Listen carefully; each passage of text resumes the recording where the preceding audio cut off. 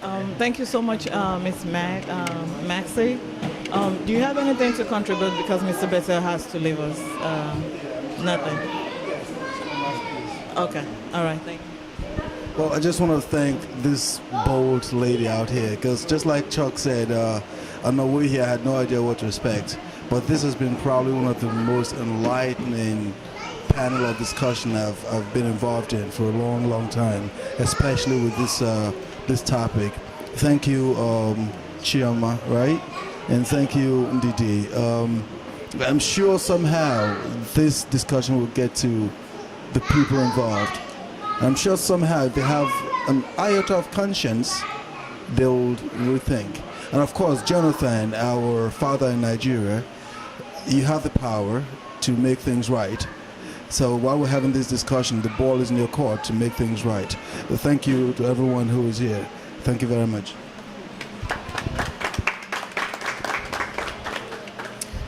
So I just wanted to also speak on what you said earlier about the fact that these men, okay, is it culture or is it religion? We have practices that we were talking about earlier. There's practices that our forefathers, you know, even our ancestors, they practiced. Female genital mutilation, FGM, that is still being practiced underground today. These are things that centuries ago they were, you know, customary, they were okay. You know, there was nothing wrong with it. But today, we're still practicing it. So we talk about this child marriage. Now, how is it possible that things like this is still happening today? Okay, we have international legal frameworks. We have the Universal Declaration of Human Rights. We have the UN Convention on the Rights of Children. That state that Nigeria ratified. Okay, Nigeria ratified this in 2001, but still on the local level, they're still putting their customary laws before international legal frameworks that they have already recognized. So when does the Nigerian government become accountable to these laws that they have already adhered to, but yet they're still putting loopholes in our Constitution so that they can still practice these things underground? So I just wanted to address that. It is a cultural thing. Customary laws are still superseding, you know, the laws of the land, and that's what we really need to tackle in this generation. Thank you, Ms. Chirma.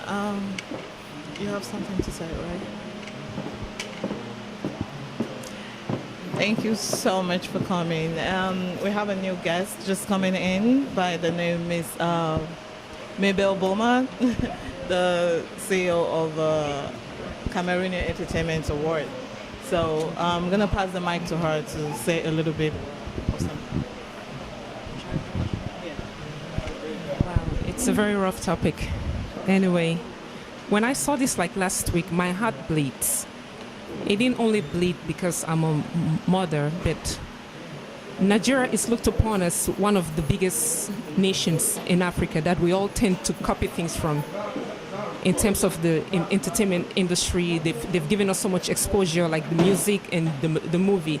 And the first thing I was thinking is, if they can pass this law in Nigeria, the next country to copy will be my own country, Cameroon, because if Nigeria can do it, it's okay for everyone else to do it.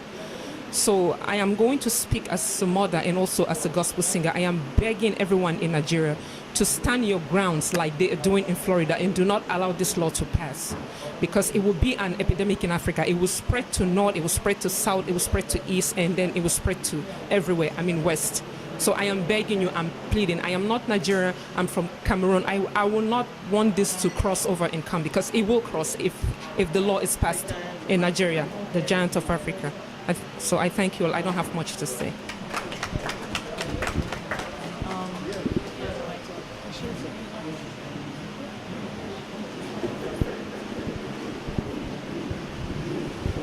Hello everyone, I'm Ethel and I'm African American, and I'm really, really honored to be in the discussion.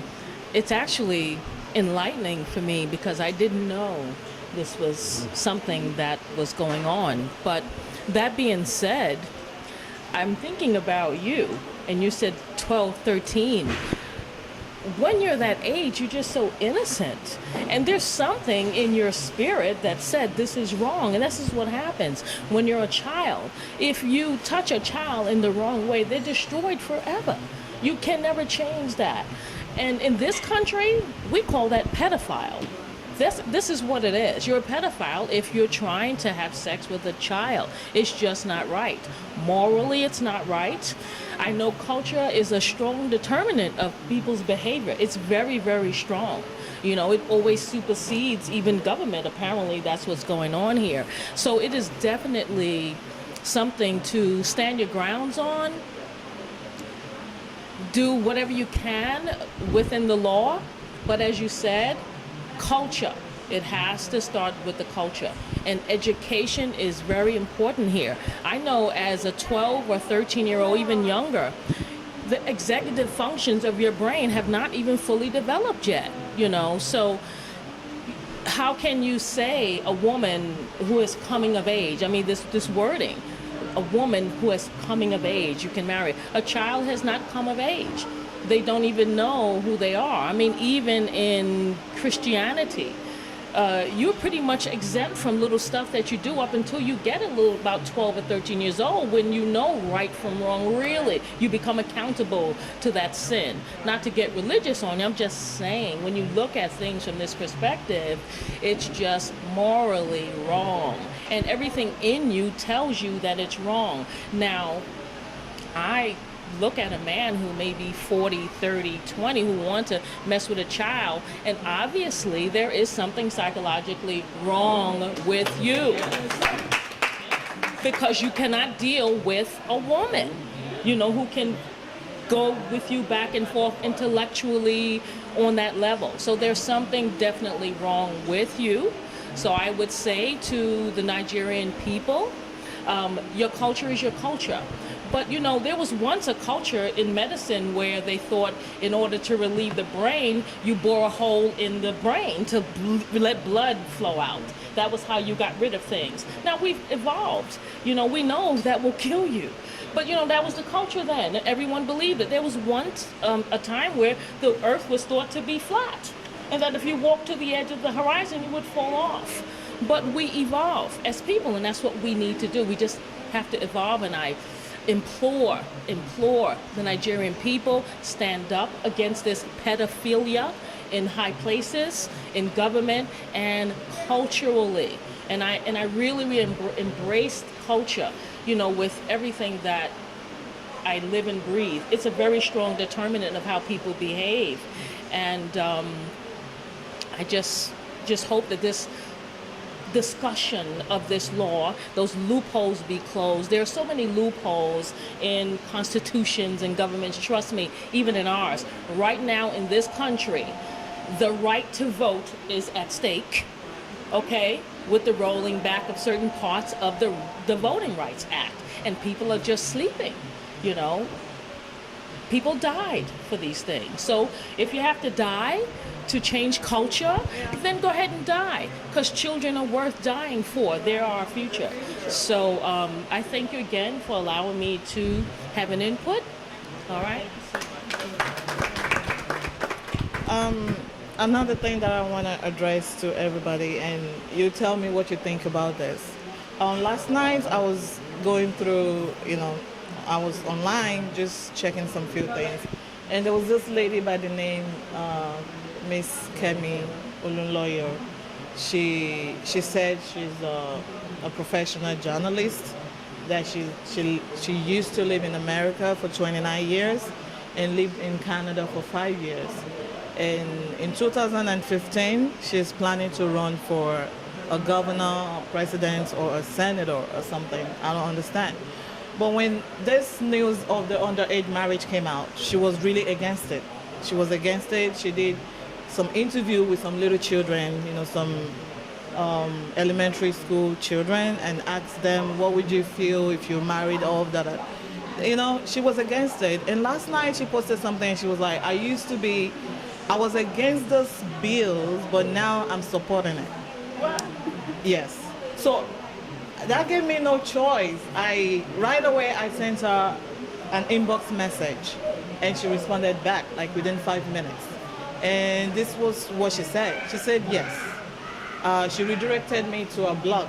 She said, go on my blog and, go read why I'm supporting this. So from what I read, and this is what she said, and I quote her.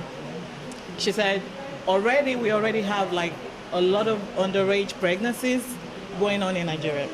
We already have children being abused. We have children being raped at a motor park, everywhere in Nigeria. And not just in Nigeria, but also in the East. That this has been going on in Nigeria for a long time. So right now, our defense was this actually going to give the men that were actually doing this to the little children the right to marry them and take care of them rather than just pushing them on the streets. And exactly. She said now they can have a responsibility of picking up this child that you impregnated in the first place and take care of the child. So I was like, okay, like stop right there. So does that really make it right? Because you rape a little girl? Because you abuse a little child and she's pregnant? So for you to be responsible and take care of this child is for you to go get married to this child. What happens to you? Shouldn't you be in jail? Even here in America, you do something to a little child, to a teenager below the age of 18 or 21, your ass is going to be in jail, maybe from 20 years to a lifetime imprisonment. So it doesn't make it right for me to even think like because you're raping a child, you're raping a little girl, and now go get married to that child because now it's your responsibility to take care of that pregnancy. You should be in jail. So if that's the reason that Miss Kemi, you're now changing your mindset, and now you're supporting this motion because you think the men are already a pervert or pedophiles or whatever, and now this will give them a right to go take care of the children. I think you need to go back and sleep and rethink, because I believe you're a mother, you're a mom, you have children, and the same thing with other women out there. I have families, I have cousins, I have female, like I'm a girl. When I was below the age of 15, when I was a teenager, I was scared of anybody touching my body. So I cannot think somebody making it right, like, okay, it's okay, we can do this. Can we just debate and argue, like, what are the best solutions? What can we do to take these children off the streets? So I'm gonna put the questions to you, my friends, families, sisters. What do you think is the best solution to keep these children from the street? Rather than because they're married, they're pregnant, their children so on the street selling water, selling peanuts, selling things for their family just to bring little money back home, and somebody grab them on the street, rape them, abuse them, torture them, and throw them back on the street. And as a mother, as the citizens of Nigeria, we're not doing anything. And because we said there's so many of them on the street, so that makes it right to pass a law. So a man can be responsible for that abuse. It goes back to the poverty I was talking about. If a parent is not poor, the daughter will not be on the street selling whatever. For a man to entice a child or forcefully rape a child is a crime to begin with. Why should the person be rewarded by giving the victim to you wholly, own the person day and night, do what you will? You mortgage her future. If she's going to be a doctor, a nurse, a lawyer, that's the end of it. And I don't even, who is this Kemi? Which hole did she crawl out from? She should crawl back in there. She should just go right back. Which country? Go back and spend another 20 years there. Maybe she's not civilized enough yet. She needs to go back there. Thank you so much. Okay. Sorry. Before I pass the mic, I would like to say, first of all, to our senators, we're not fighting you. We're discussing, we're talking. This is about us and our children and generations to come. We need you to amend the Constitution of Section 29, subsection 4B, that states that, because that is where they are using to deliberate to say it is right and it is not right.